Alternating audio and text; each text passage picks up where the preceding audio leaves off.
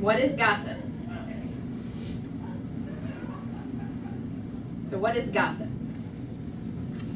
So what is it really? So it's very important for us to know, because sometimes, and me, you and me, sometimes you have to sit there and think, am I really been involved in gossip, talking about someone? Have I been involved in gossip? Have I been wrong?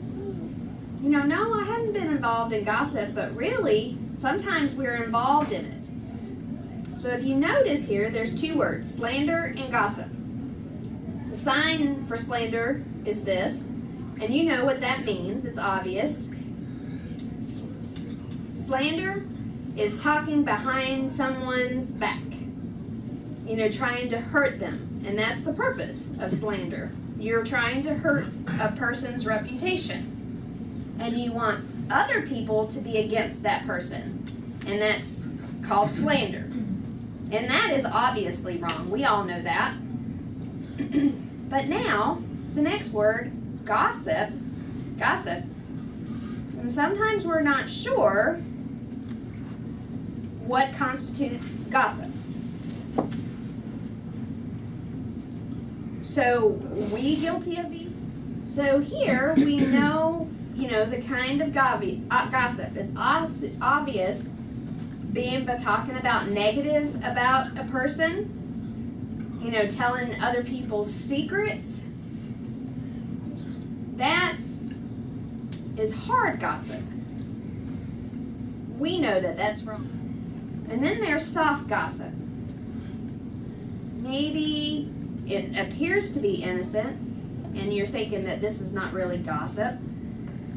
But, it's important information. Maybe you're trying to warn. But it can also be gossip.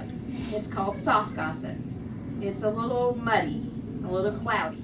So I'll give you some examples of soft gossip. You know what I mean when I say this, when you request a prayer?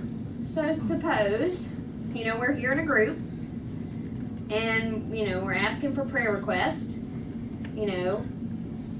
and you raise your hand, and then one person raises their hands and says, yeah, my friend, you know who I'm talking about, having problems with their marriage, they're going to counseling, say prayer for them.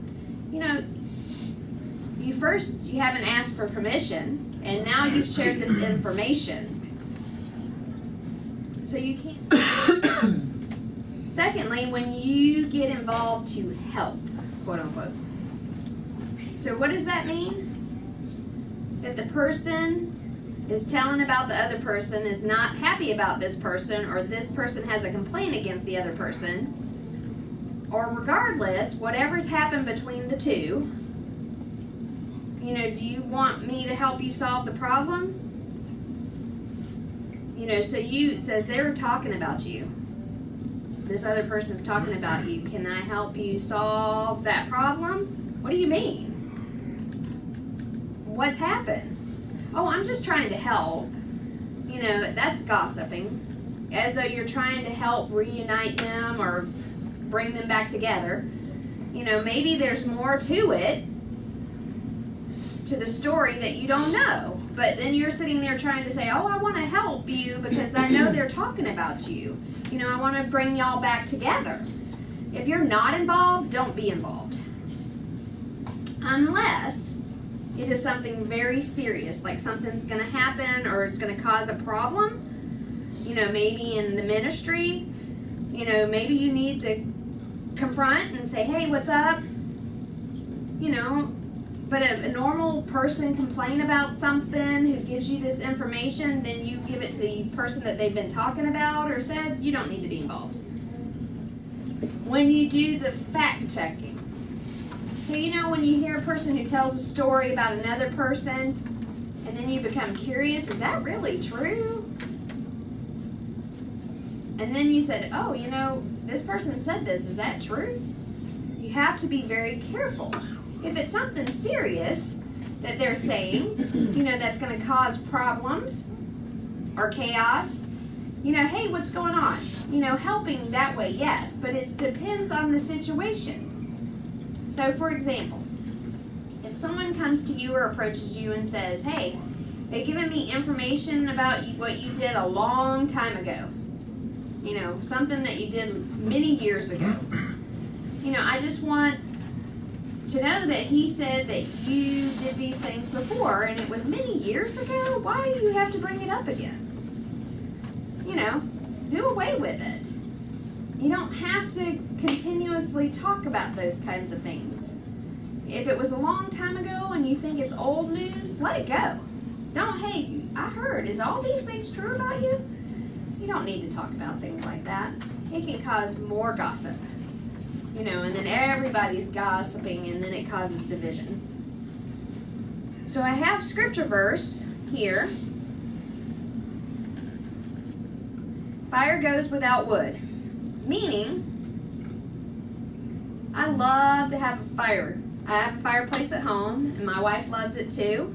You feel the warmth of it, but we have to put wood in it. But if the fire goes out and I don't put more wood in it, it stops, right? What happens to the fire? The fire goes out.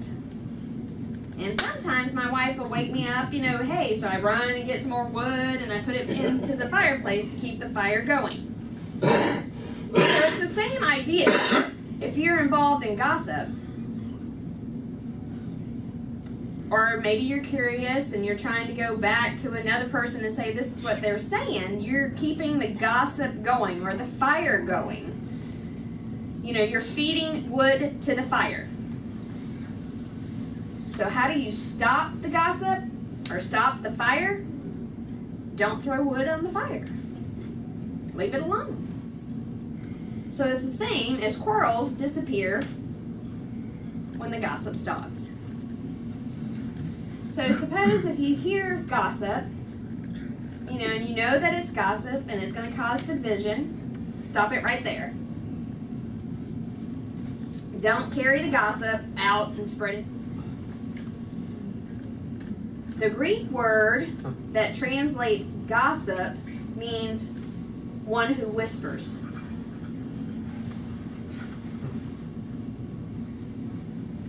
The hearing notices that when people start to whisper. Maybe you're talking about somebody else and you're whispering, so has the picture of gossip. What did deaf do?